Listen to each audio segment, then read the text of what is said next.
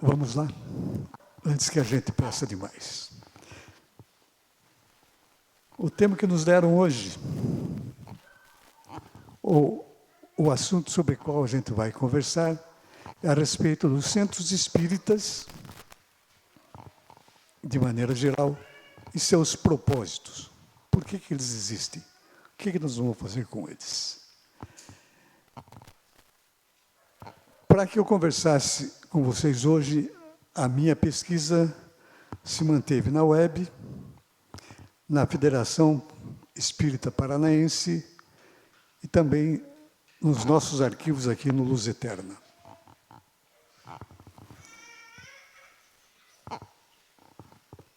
Vamos com um pouquinho da história. O Livro dos Espíritos foi publicado em 18 de abril de 1857. Inicia o conjunto de publicações codificadas por Allan Kardec. Até que houvesse a publicação deste, o Livro dos Espíritos, os fenômenos espíritas que ocorriam espontaneamente, podemos dizer. E virou uma coqueluche da sociedade na época, na Europa, a ponto de as pessoas se reunirem, mas com o intuito... Esse meu microfone está me incomodando. Alô? Talvez melhor agora. Com o intuito de se divertirem. A história das mesas girantes, das mesas respondendo através de toques, enfim, uma brincadeira. Tanto é que o Allan Kardec, tomando conhecimento desses fatos, ele era um professor, um pedagogo, dizia que isso era coisa de maluco. Ele não acreditava nisso. E tanto não acreditava que quando ele se aproximou desses fenômenos, ele o fez com o intuito de confirmar a posição dele de que realmente era coisa de maluco, que essas coisas não existiam. Só que à medida que ele foi se aproximando, foi percebendo que atrás disso havia o que ele chamou de princípio inteligente, a ponto de chegar na publicação do Livro dos Espíritos, que é uma outra história que eu não vou me ater. E daí, depois do Livro dos Espíritos, quase cerca de 100 anos depois, aliás, em abril de 58, 57 é o livro, surgiu a Sociedade Parisiense de Estudos Espíritas. Não é um centro espírita, é uma sociedade de estudos espíritas. Hoje é tido como o primeiro centro espírita no mundo. Foi onde tudo começou. Logo depois dessa sociedade, na França, a gente vai ter no Brasil Grupo Familiar do Espiritismo. Ainda não é um centro espírita. Fundado por um francês, o Casimir, que traduziu para a língua portuguesa em 1860, Os Tempos São Chegados. A primeira obra espírita impressa no Brasil.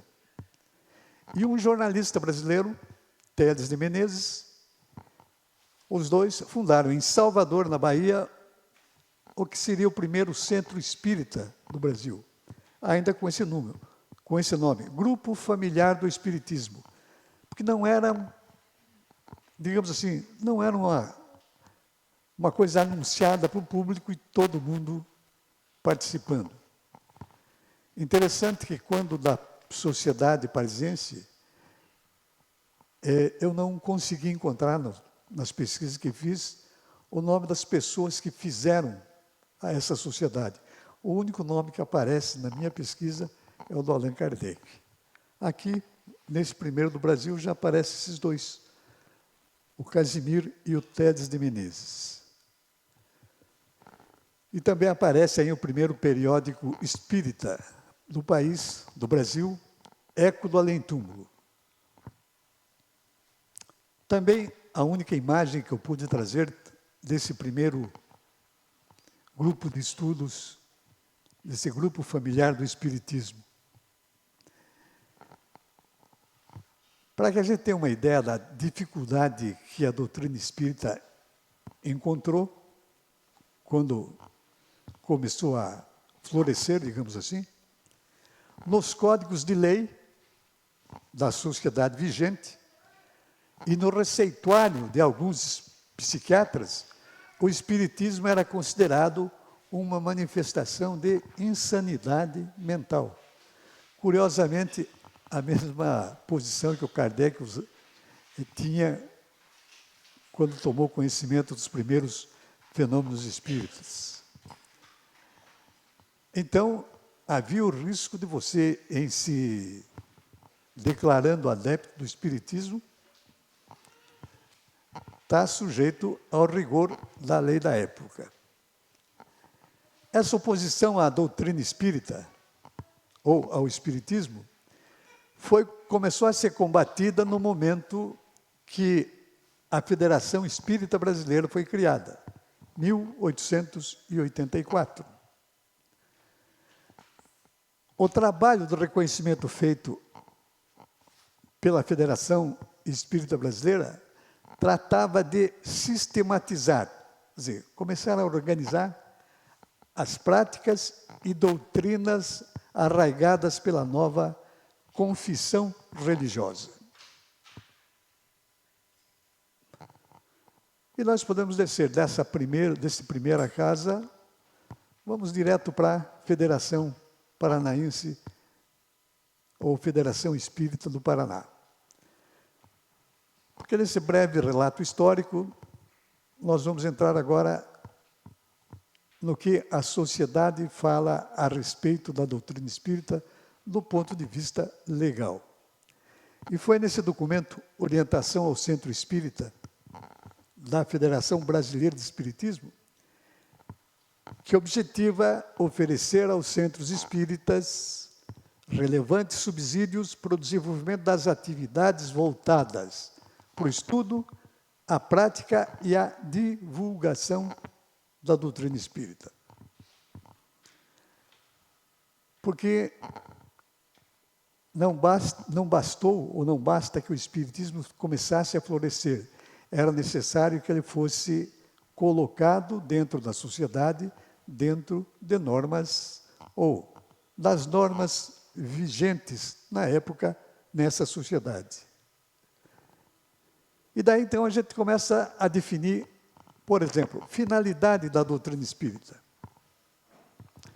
Oferecer a assistência e promoção social espírita, assegurando suas características preventivas, beneficentes e promocionais, prestando auxílio espiritual, moral e material, além de orientar e encaminhar os beneficiários a se integrarem ao sistema de proteção social do Estado brasileiro. Está aí o primeiro propósito, talvez, da doutrina espírita, de colocar o cidadão dentro da sociedade de forma legal e os caminhos que ele pode percorrer e os direitos que ele tem. Ainda na doutrina espírita, promover a formação do homem de bem, que é aquele que cumpre a lei da justiça, amor e caridade na sua maior pureza, com vistas à construção de uma sociedade fraterna, beneficiada pelo bem que essa sociedade pratica. Então, não basta, a doutrina espírita recomenda que não basta que a gente queira ser um cidadão de bem, se a gente não usar daquilo que a doutrina prega em benefício dessa sociedade na qual a gente está inserido e do próximo. E os objetivos dela, quando de doutrina espírita, acolher, escutar e orientar as pessoas e as famílias em vulnerabilidade e risco social que buscam o centro espírita ou que, por algum modo, possam ser abrangidas pela ação comunitária desenvolvida pela instituição, ofertando auxílio espiritual, moral e material, visando a sua promoção social, crescimento espiritual e cidadania. Mais importante, proporcionar a todos os participantes da tarefa, beneficiários, frequentadores, nós todos, e trabalhadores voluntários, aqueles que fazem, como se diria antigamente, fazem o centro andar. Trabalhadores voluntários do Centro Espírita, a oportunidade de praticar a caridade pela vivência daquilo que a doutrina espírita prega à luz dessa doutrina. E a fundamentação legal, que é quando insere todos nós no estado ou na sociedade do local a gente vive, onde a gente vive. A área de assistência e promoção social espírita, no Brasil, deve considerar, na sua prática, as orientações contidas na legislação brasileira e na política nacional de assistência social, tanto com os instrumentos jurídicos públicos, quanto com os privados, quando couber, trabalhando em rede e em parceria com o Estado brasileiro. Significa que promovemos o nosso trabalho dentro da doutrina espírita em consonância com o Estado onde a gente vive. E tem ainda, eu peguei isso aqui a semana passada. Qual é a proposta do Espiritismo? Segundo a relatora da proposta da Comissão de Constituição e Justiça da Câmara, deputada Caroline de Toni, ela é uma catarinense. O Espiritismo é uma doutrina voltada para o aperfeiçoamento moral do homem, que acredita na existência de um Deus único, na possibilidade de comunicação útil com os espíritos, através de médiuns, e na reencarnação como processo de crescimento. Significa que a gente não... A doutrina espírita não diz que basta a presença na exposição pública que fazemos, na Câmara de Passe e o recebimento do passe, e voltar para casa e a vida continua. É preciso que nessa oportunidade, no estudo e na prática da doutrina espírita, cada um procure a sua ascensão ou desenvolvimento ou progresso rumo àquilo para o qual o espírito foi criado, que é a perfeição. Criado simples e ignorante, o espírito só tem um destino, a perfeição. Quanto tempo? Depende dele. Quem que vai ajudá-lo? Em princípio, ninguém. O trabalho é dele. Subir a escada é com seus pezinhos. Alguém pode dizer, olha, a escada está ali. Mas nem levar até perto da escada vai levar. Tanto é que ninguém, absolutamente ninguém, pode imputar a outrem a situação em que se encontra. Via de regra, com certeza, a situação onde nos encontramos é produto das nossas opções e decisões. Então, vamos pensar nelas todo dia e ver se a gente arranja uma maneira melhor de crescer. Mas vamos chegar no Luz Eterna. A gente falou de centro espírita, de regulamentação, etc., mas ainda não disse nada a respeito da nossa casa. 4 de abril de 47, quer dizer, agora sim, quase 100 anos depois do Kardec, os irmãos Sinibaldo, Geraldo e Mirtilo Trombini recebem a visita do amigo e confrade, o Tony, Antônio Gonçalves Filho, na Casa Raimundo, Avenida Pilarzinho, hoje Desembargador Simas. Está aí a Casa Raimundo. Acredito que todos vocês já conhecem. Uma estrebaria. Foi aí que a nossa casa começou. Com este nome, Centro Espírita Luz do Céu, Luz Eterna. Qual o objetivo maior, o propósito maior do recém-criado Centro Espírita Luz do Céu, Luz Eterna? A divulgação da doutrina, não podia ser outra, e o estudo da doutrina, a procura do conhecimento. Porque só o conhecimento liberta a gente.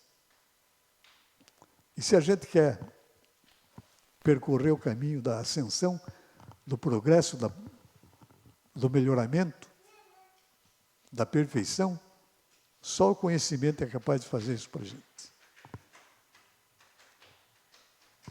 E nós chegamos aonde estamos. Depois de muito trabalho.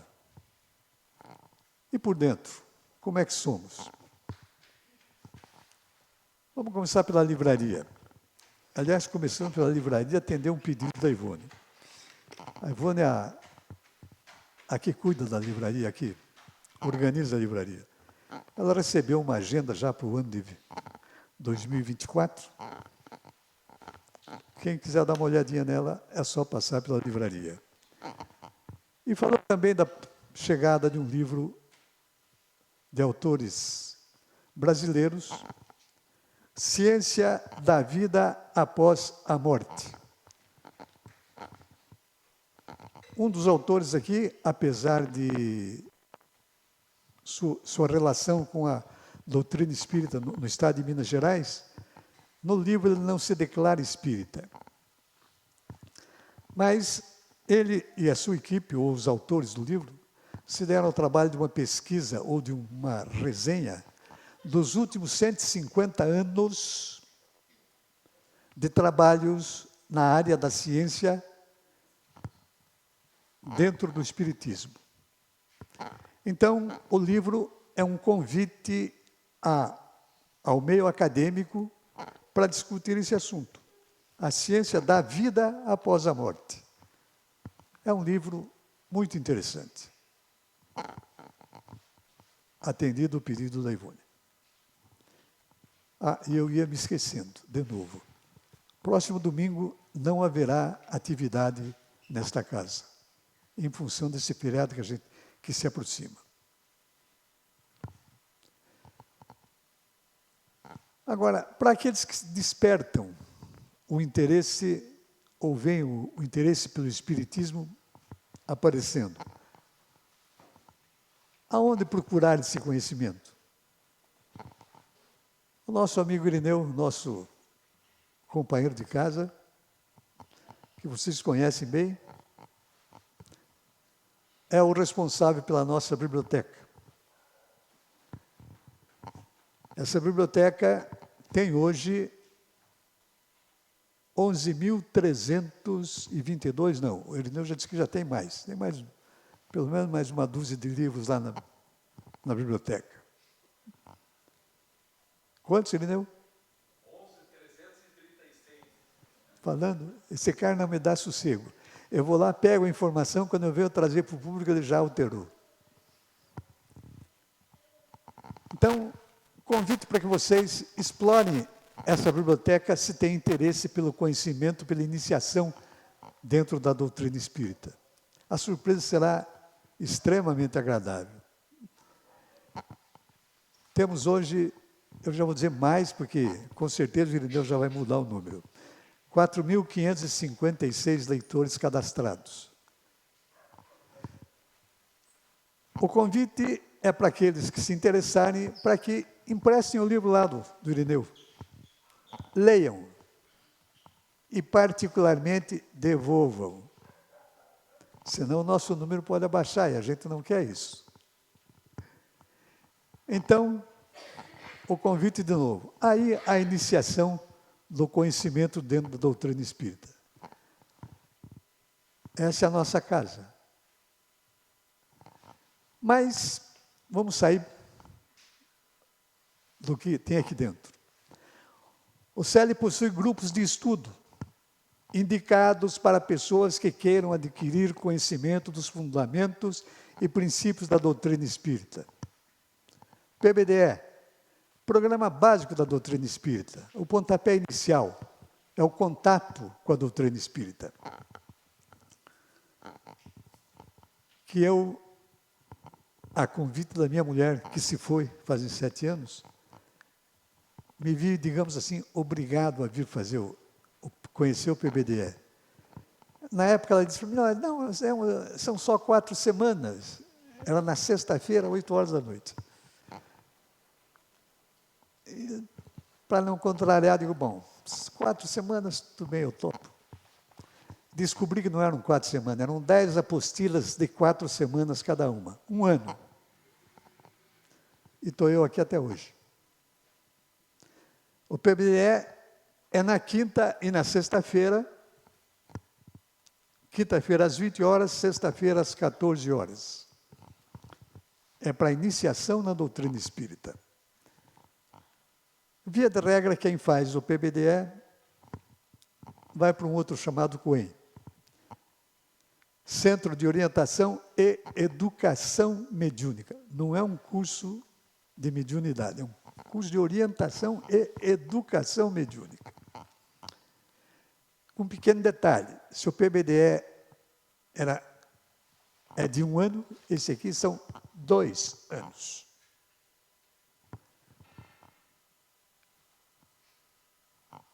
Todos os colaboradores dessa casa já fizeram esses 2 cursos. Para que a gente, digamos assim, preste serviço aqui dentro, trabalhe, no meu caso, para mim vir aqui conversar com vocês, obrigatoriamente eu tenho feito o PBDE e o COEM. Algumas pessoas se apaixonam tanto pelo COEM que o fazem outras vezes, não ficam só no primeiro, repetem o curso. Ele funciona na quarta-feira às 20 horas e na quinta-feira às 14 horas. E tem ainda o IK, estudando Kardec, na quinta-feira às 20 horas. Essa é a maneira que o centro oferece para aqueles que não estão aqui dentro, se quiserem, se iniciarem e se aprofundarem na doutrina espírita. Para que vocês tenham uma ideia da importância que o COEM teve ou tem, e ele nasceu aqui dentro do Luz Eterna. Por causa do COEM, uma casa espírita recebeu o nome de Centro Espírita Luz Eterna em Angola. Foi traduzido para o inglês, francês e aplicado em Londres, por esse grupo. A Espanha e a Argentina solicitaram permissão para a tradução do curso. Também foi aplicado lá. Andou por outros países, Argentina, Bolívia, Chile, Colômbia e Equador. Na América do Norte, nos Estados Unidos, na Europa, na Espanha, Portugal, Itália, Inglaterra, na África, em Moçambique e na República da Guiné. Até hoje, a gente continua vendendo apostilas do COEM para centros espíritas por aí afora. Se vocês levarem em conta que no Brasil nós temos um pouco mais de 5 mil municípios, o COEM já, isso é uma pesquisa, é uma estatística antiga, ele está em mais de 5% dos municípios brasileiros. E aqui a nossas palestras de serviço público aos domingos às 10 horas da manhã, terças às 14h20. Está chegando a hora da Leoni. Bom, o primeiro trabalho que esta casa presta, além das palestras, para um público cuja maioria sequer botou o pé nesta casa em alguma oportunidade. É a irradiação. A irradiação é o ato de uma pessoa orar, rezar por alguém à distância. E a gente tem aqui o pessoal da irradiação. São pessoas que, no dia adequado, ou melhor, num dia da casa aqui correto, da nossa programação, se dispõem a virem até aqui para, reunidas, lerem o nome da pessoa, qual é o problema que ela tem. Uma vai ser operada, a outra está desequilibrada, enfim, os mais variados motivos. E esse pessoal vem para rezar, orar por essas pessoas, à distância. E saibam, acredito que a maioria saiba disso, a ciência já comprovou por trabalhos que isso funciona. Que essa irradiação à distância alcança o outro. Então, é uma caridade que um grupo se dispõe a fazer regularmente nesta casa, em benefício de pessoas que eles não conhecem, nunca viram, não vão ver, e pessoas que sequer sabem que estão sendo, digamos assim, vistas espiritualmente e recebendo uma energia legal. Perdão.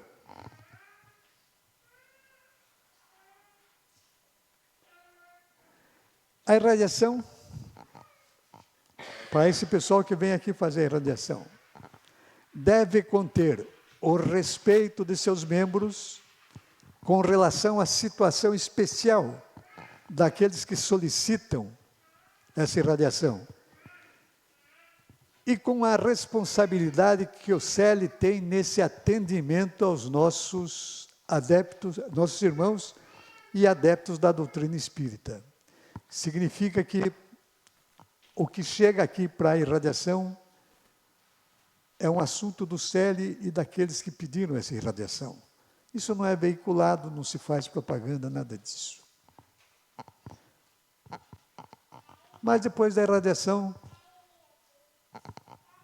eu vou descansar um pouquinho. Quero que vocês fiquem agora... Oh, perdão.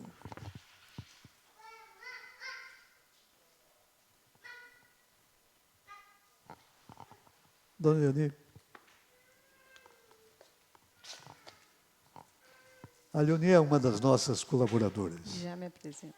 Ah, já se apresenta. Desculpe. Imagina. Boa noite, pessoal. Então, como o Pedro Paulo já disse, meu nome é Leoni. Eu sou frequentadora da casa há mais ou menos uns 19 anos. E também nesse período sou voluntária, né? Provavelmente vocês já tenham me visto por aí, embora não soubesse ainda do nome. E o convite do Pedro Paulo foi que a gente falasse um pouquinho a respeito da fluidoterapia, que é uma das terapias espíritas que a gente tem aqui na casa. Quando as pessoas vêm para o atendimento, para o tratamento de fluidoterapia, muitas delas perguntam por que fluidoterapia, né? Se tem a ver com água, enfim, fluidos, né? E eu trouxe um pouquinho a respeito disso em duas bibliografias, sendo uma delas de Leon Denis, em O Invisível, e ele nos fala a respeito dos fluidos. Diz o seguinte: a matéria tornada invisível, imponderável, se encontra sob formas cada vez mais sutis, que denominamos fluidos. À medida que se rarefaz esses fluidos, adquire novas propriedades e uma capacidade de irradiação sempre crescente. Torna-se uma das formas de energia. Então, embora os fluidos sejam ainda matéria, eles são uma matéria sutil, sutil mesmo. E ainda carregam consigo uma das propriedades da matéria, que é a energia. Cosme Massi, em uma das suas apresentações, denominada Os Fluidos, Sua Natureza e Suas Qualidades, ele nos coloca a respeito dos fluidos, que é a matéria sutil manipulada pelos espíritos. Então, nós somos envolvidos por esses fluidos. Eles emanam de nós, assim como de vocês, e numa atmosfera fluídica, nós todos nos envolvemos e somos influenciados por estas energias, né? Às vezes, a gente está num ambiente e sente um ambiente pesado, que a gente fica desconfortável, desagradável. São fluidos mais pesados, negativos, que nos trazem essa sensação desagradável. Em outras vezes, a gente frequenta um ambiente, como é o caso aqui da casa, né, do Luz Eterna, onde essas energias são muito melhores. Eu tinha um colega que fazíamos Coen, e ele dizia assim: vou trazer um colchãozinho e vou dormir ali no cantinho, porque a energia que tem aqui é impagável, quero ficar aqui, né? E é assim mesmo, a gente observa a presença dessas boas energias na sala de passe, especificamente, né? Então, aí a etimologia da palavra, certo? Como eu já disse, a fluidoterapia é considerada uma das terapias espíritas. Porém, nas demais casas espíritas, ela ocorre por meio de algum desses atendimentos, não todos ao mesmo tempo, seja atendimento fraterno, passes e água fluidificada e por irradiações. Aqui, na nossa casa, no Luz Eterna, conforme os dirigentes que a gente foi procurar informar a respeito disso, é o único centro espírita de Curitiba que atende a fluidoterapia nos moldes que atende hoje. Vamos dizer assim que é um pacote, né? Ela compreende, então, um atendimento individual com uma entidade espiritual que vai falar com aquelas pessoas que vieram buscar o atendimento por meio de médiuns. Compreende ainda as palestras, os passes, a água fluidificada, que ela é orientada durante o atendimento. Então, é um combo. E como é que a gente tem acesso, então, à fluidoterapia aqui da casa? É sempre nas terças-feiras, a gente pede que as pessoas cheguem às 18 horas, né? O atendimento se faz por ordem de chegada, não precisa deixar agendado, não precisa ligar antes, tem que vir às 18 horas. Vai passar por uma pequena entrevista, onde vai relatar brevemente o motivo pelo qual procurou o atendimento, e depois, numa entrevista maior, vai falar a respeito do seu motivo. Então, por que a gente coloca que na entrevista vai falar sobre o motivo? A gente sempre pensa assim, que quando a gente tem um problema, a gente fica pensando sempre naquele problema. Então, à medida que a gente fala a respeito dele, que a gente ouve a nossa própria fala a respeito do problema, ele vai se fracionando. A gente pode até dimensionar ele de uma maneira melhor, à medida que falamos a respeito dele. Então, por isso, a entrevista e falar a respeito do motivo. Ainda durante essa entrevista, o atendido vai receber orientações acerca desse atendimento. Então, o tratamento em si, ele compreende 5 semanas consecutivas, sendo a primeira o primeiro dia de atendimento. Então, se foi hoje, hoje é considerado como sendo a primeira semana. A gente sempre pede para as pessoas procurar não faltar, que façam o atendimento de forma consecutiva mesmo, né? Em precisando faltar, desde que seja um motivo justo, ela pode faltar um dia. Mais do que isso, a gente pede que a pessoa recomece o processo, ou seja, venha numa outra terça-feira, às 18 horas, e comece tudo novamente. Depois dessa entrevista, que é às 18 horas, a gente pede para as pessoas aguardarem o restante das atividades no local, ou seja, aqui na casa. Por quê? Porque a espiritualidade superior já vem preparando esse ambiente para receber essas pessoas. Então, é importante que elas permaneçam aqui na casa.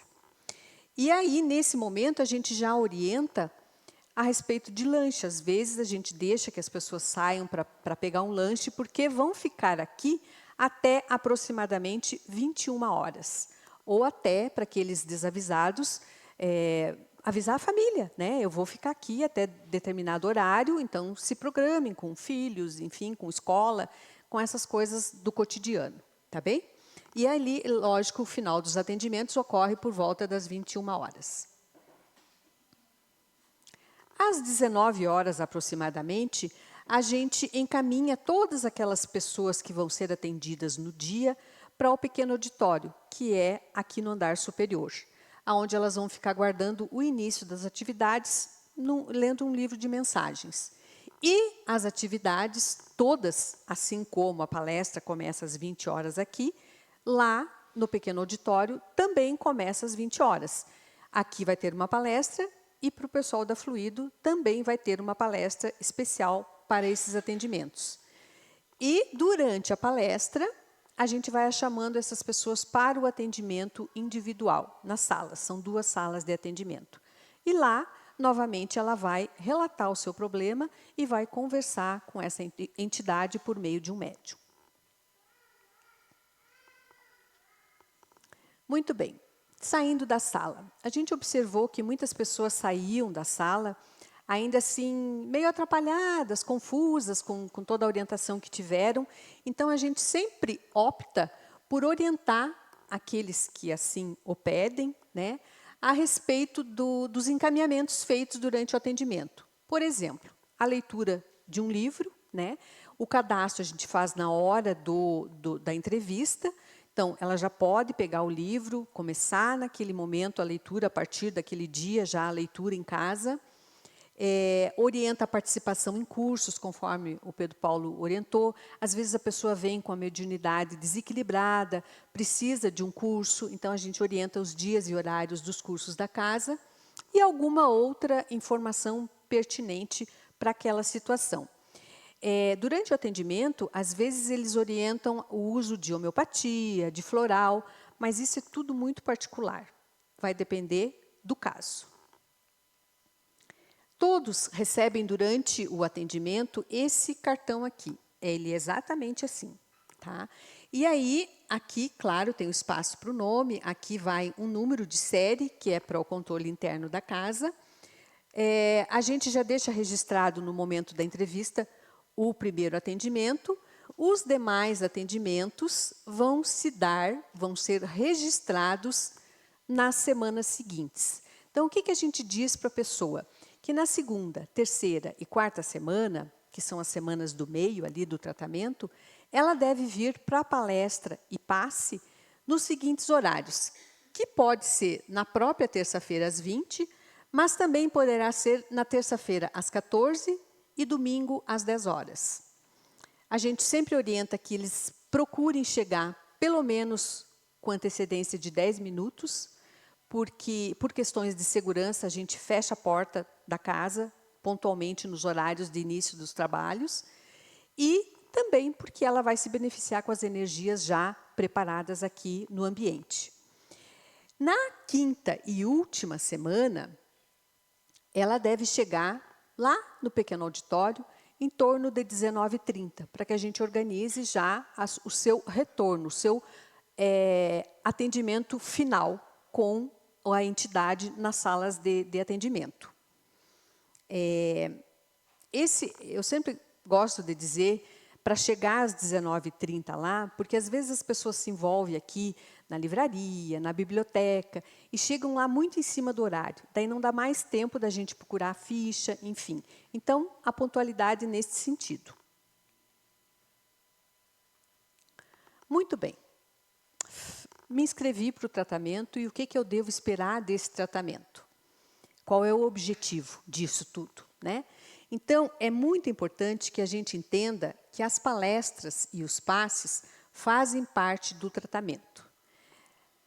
A palestra. Tem gente que chega aqui nas semanas do meio, segunda, terceira e quarta semana. A gente observa isso à tarde, por exemplo. Chega, senta bem aqui na frente, daí já vai para o passe. E depois ela quer ir embora. Só que não. A palestra faz parte do tratamento. A gente precisa sair daquela monoideia que é o nosso problema e ouvir outras coisas, né? A doutrinação do espírito, a nossa própria doutrinação, depende da palestra. Muitas vezes é na palestra que a gente... Era isso que eu precisava, era desse direcionamento que eu precisava. E vocês podem acreditar que a palestra parece que cai como uma luva para a gente. Tá? Então, a importância disso. Claro que sempre a gente vai ter o acompanhamento e assistência da equipe espiritual que vão nos fornecer forças, né? nos fortalecem para que a gente, nós, possamos escolher e tomar as melhores decisões em relação ao problema que a gente veio buscar ajuda. A leitura diária do livro proposto. Tem gente que fala assim, mas eu vou ler uma página de um livro toda noite, por 5 semanas consecutivas. Qual é o fundamento disso? O fundamento disso é o seguinte, como eu disse, a gente fica sempre pensando no problema, com aquela monoideia, né? A leitura do livro, antes de deitar, antes de dormir, nos possibilita uma melhor energia. A gente relaxa, o corpo relaxa, o espírito se desprende melhor durante o momento do sono e, nessas condições, a gente consegue ouvir, sintonizar os conselhos recebidos durante o sono, pelos nossos espíritos protetores, anjos de guarda, enfim, o nome que vocês quiserem dar a estes seres que nos protegem e nos auxiliam. E a água fluidificada? Ao ler o livro, ao fazer as preces, ao nos elevar o pensamento, a gente já vai fluidificar a água. Parece redundante, né? A água fluidificada. Mas são aqueles fluidos benéficos que a água vai receber e vai ser fluidificada por nós mesmos. Ok? Bom, aqui, fazendo uma analogia, né? Se a gente é obeso, se a gente tem uma alimentação que não é o ideal, que é desregrada, se a gente não tem uma atividade física, o que é provável que aconteça com a gente? É provável que a gente tenha um colesterol alto, que a gente tenha diabetes, que a gente tenha algum outro agravo, talvez até mais importante do que isso, né? E aí, se eu vou ao médico e ele me propõe um tratamento, mas eu não mudo as minhas atitudes, ele pode me receitar o remédio da última geração. Mas se eu não mudar os meus costumes, eu não vou obter o melhor resultado, né? Então, se a gente vai no médico, ele vai nos examinar, diagnosticar e prescrever algum medicamento, algum tratamento. E dessa forma, ele terá cumprido 100% com a sua tarefa. Ele fez tudo o que podia. Mas, se nós formos para casa após a consulta e não seguirmos aquele tratamento proposto, não modificar as nossas atitudes, não terei cumprido a minha parte. Então, terei apenas 50% do tratamento, que foi exatamente a parte do médico, né? Então, o que a gente propõe é a ação.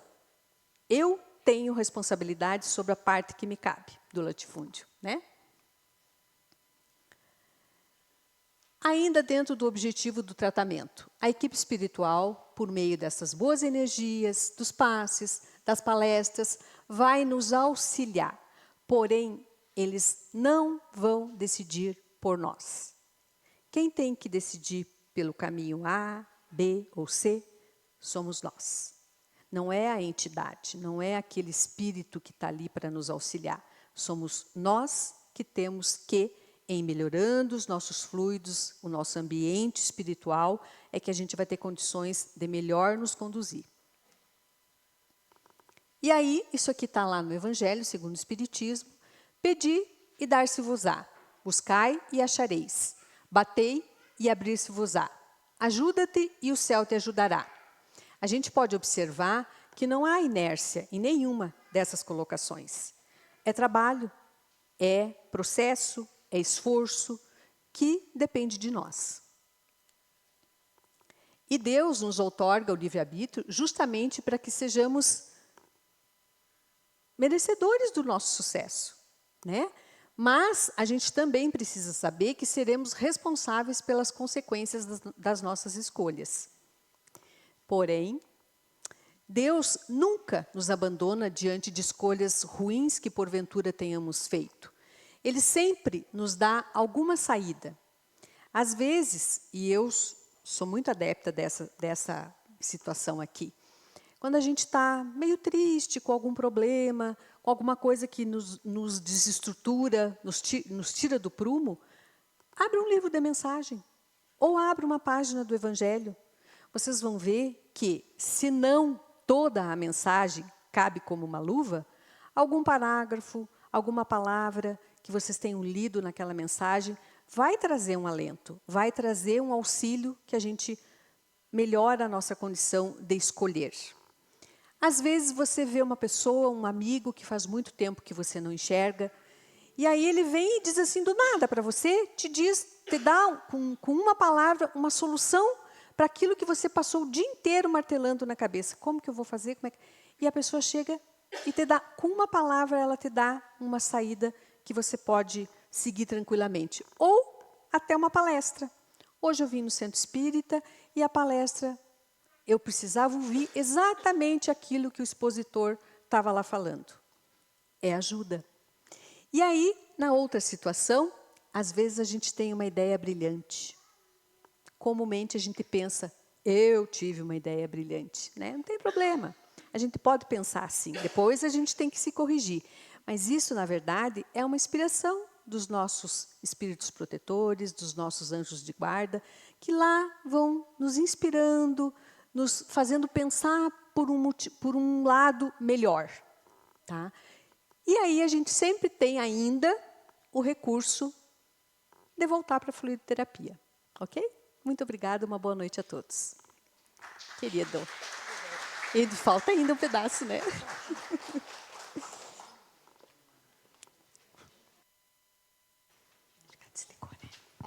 Mas vocês viram que a gente tem algumas atividades.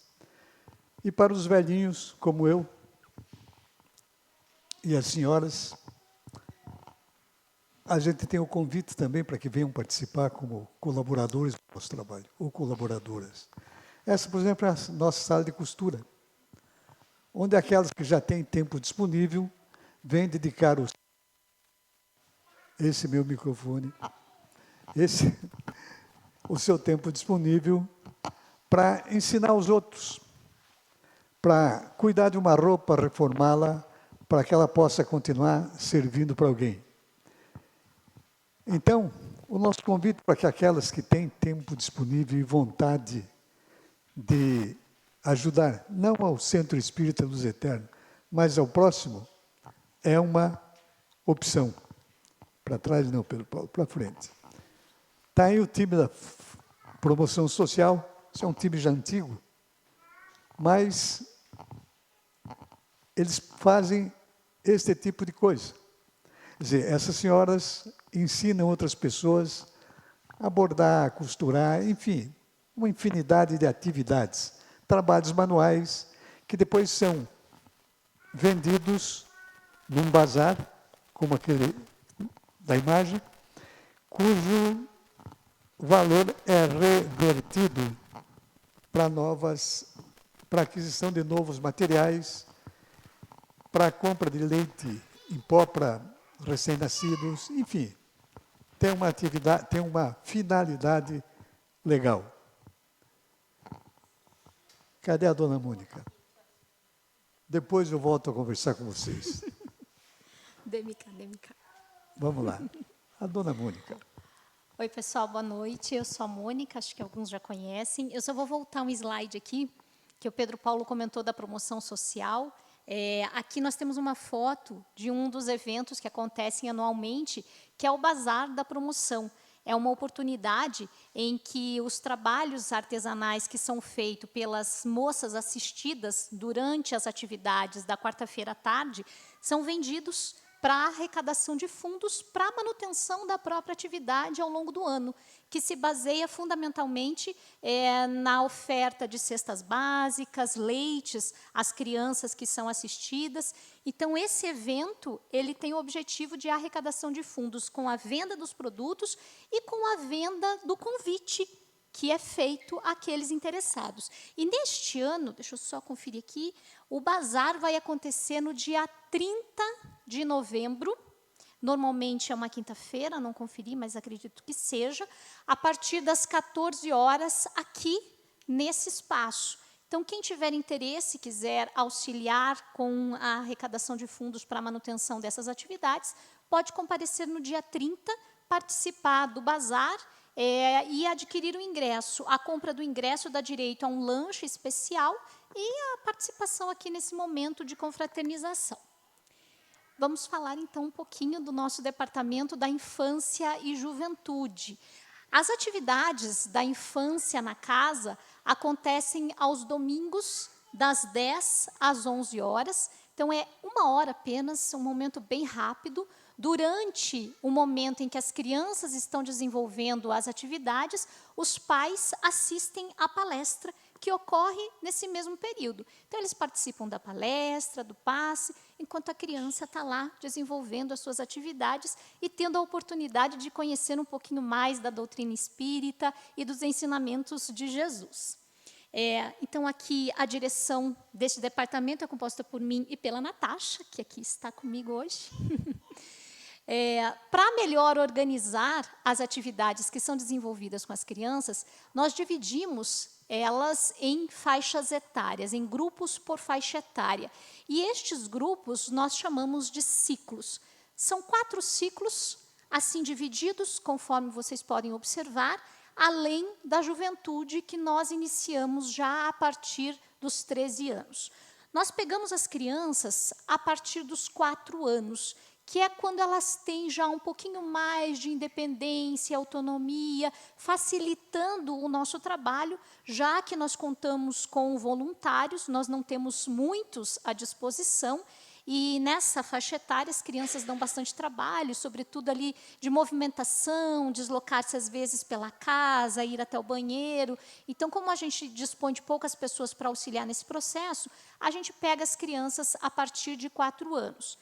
O que não impede que crianças menores também venham participar das nossas atividades. Aí a única coisa que a gente solicita é que um familiar fique junto com a gente, para auxiliar ali aquela criança. Às vezes a criança é pequena. Eu já vou mostrar para vocês aqui que no ciclo 1 nós temos uma criança que tem 1 ano e meio e que participa conosco já desde a barriga da mãe.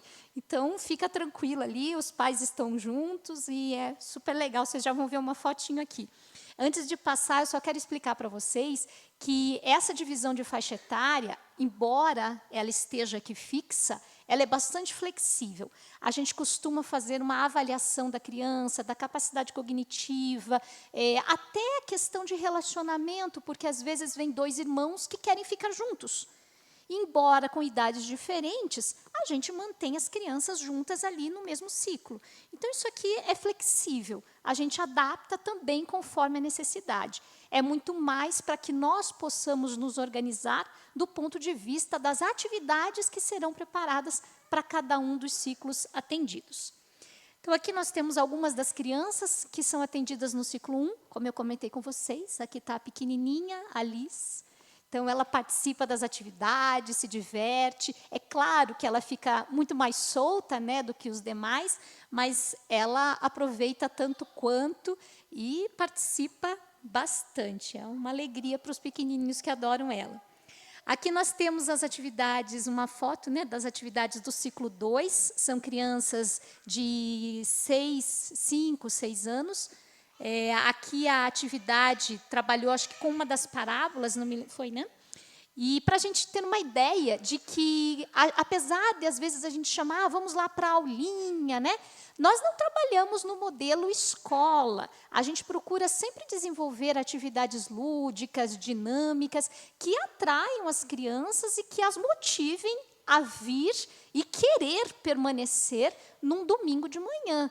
Este último domingo, por exemplo, foi um domingo muito chuvoso, só para variar um pouquinho, então um domingo muito preguiçoso. Fazer com que as crianças venham para cá num domingo de manhã não é muito fácil, especialmente adolescentes.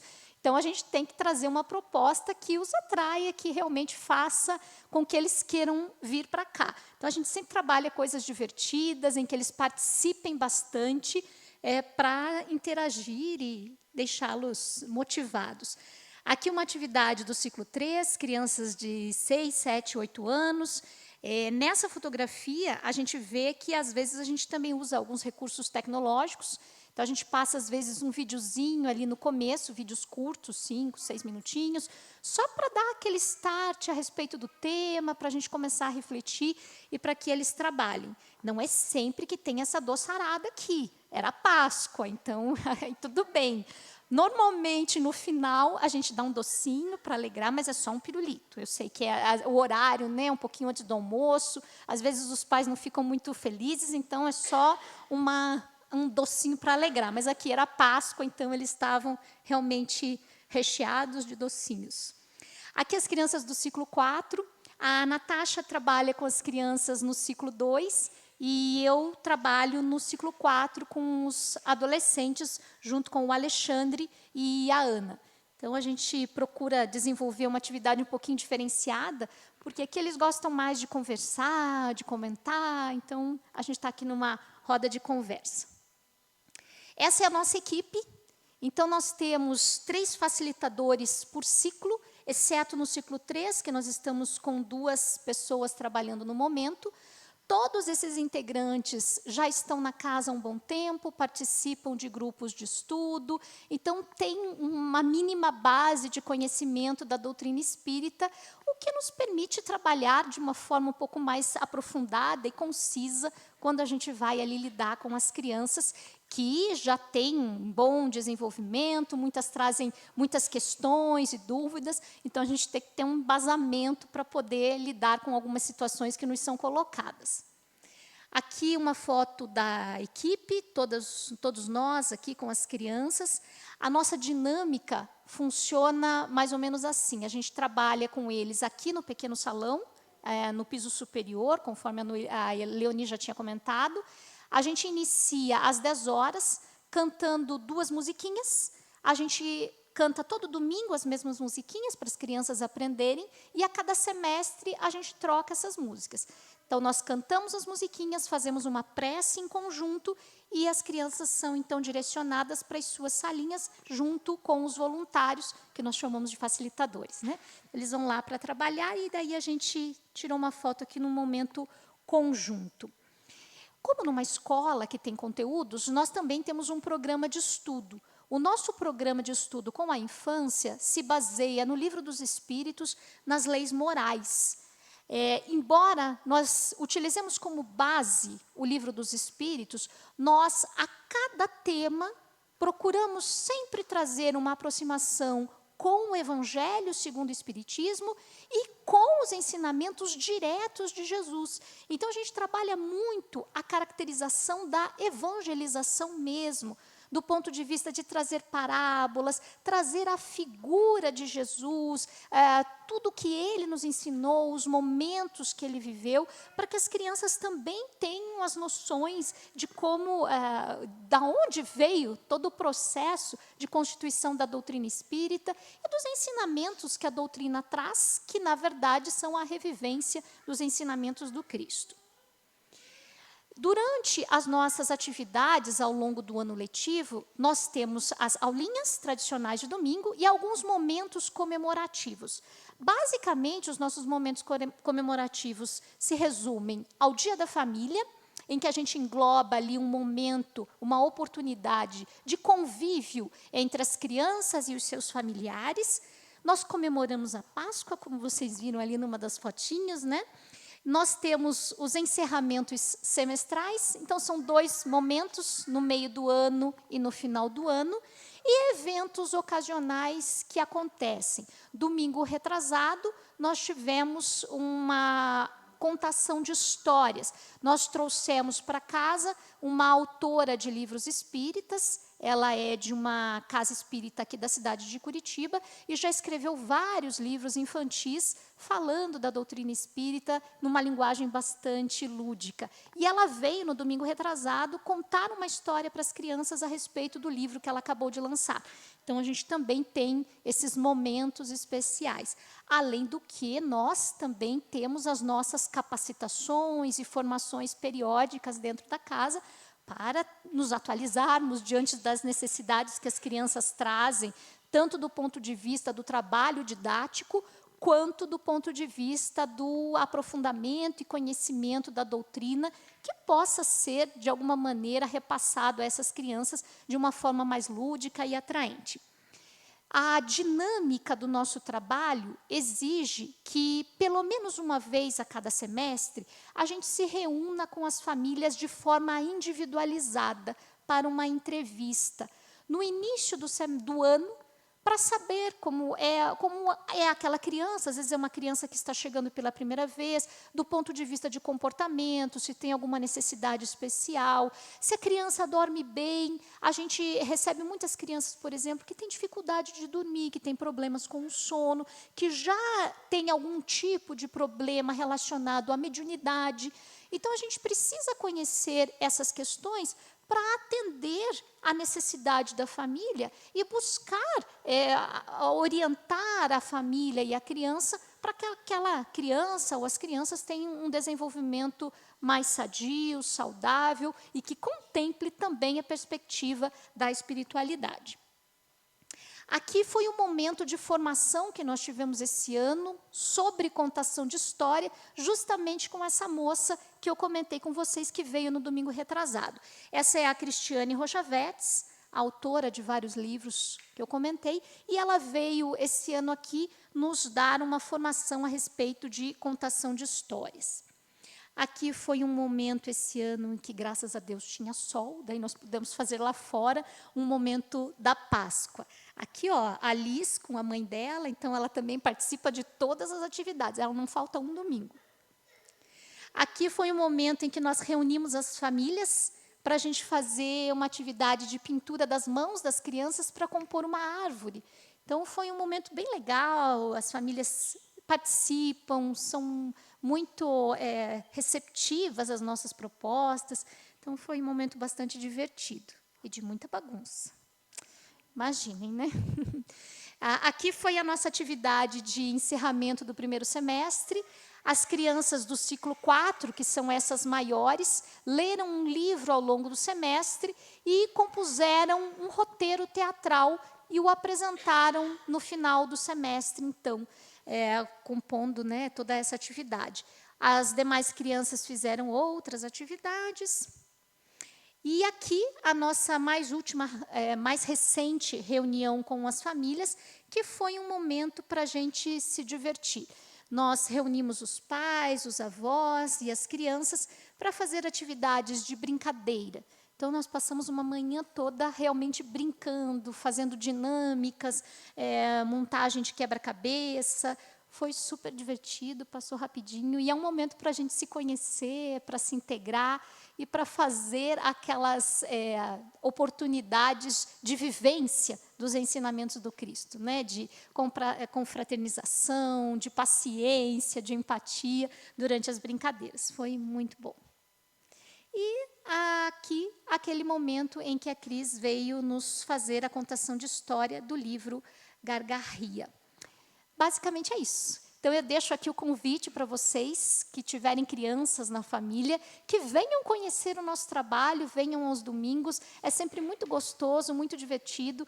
Passa rapidinho, é só 1 hora e certamente vale a pena, porque a gente se empenha muito para trabalhar na construção deste homem de bem. Pessoas que tenham caráter, valores morais e que conheçam Jesus ao longo da sua existência. É isso, gente. Obrigada.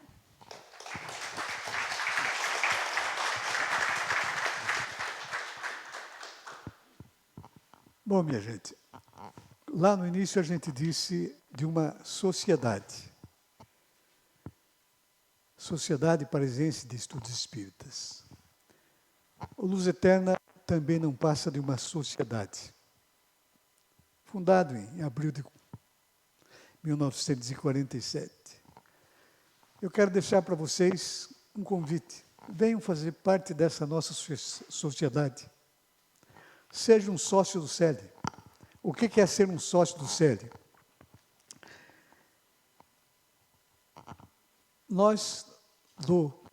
Eu sou um sócio administrativo. Significa o quê? Que todo mês eu faço a minha colaboração para o CELI monetária. Quanto é que começa? R$10. Eu tendo feito isso durante um ano, torno-me um sócio administrativo e passo a ter o direito de votar e ser votado. Numa eleição, os 15 mais votados vão compor o Conselho Administrativo do CELI. E esse Conselho Administrativo vai eleger o presidente e o vice-presidente por um mandato de 2 anos. E vai carregar com a responsabilidade do Luz Eterna, que não é pequena. Então fica o nosso convite. Venham fazer parte da nossa sociedade. Venham participar do trabalho do tipo que é feito com as crianças, desde a mais tenra idade. Participar de uma sessão lá de costura, da promoção social. Trabalhar nos mais diversos setores que a gente tem aqui dentro. A gente ainda vai mostrar para vocês outras coisas. Este centro funciona, apesar de não parecer, a semana toda. Nós temos trabalho para todo dia, às vezes até à noite. Eu queria agradecer a paciência de vocês, agradecer mais uma vez e desejar a todos um bom final de noite. E contamos com vocês.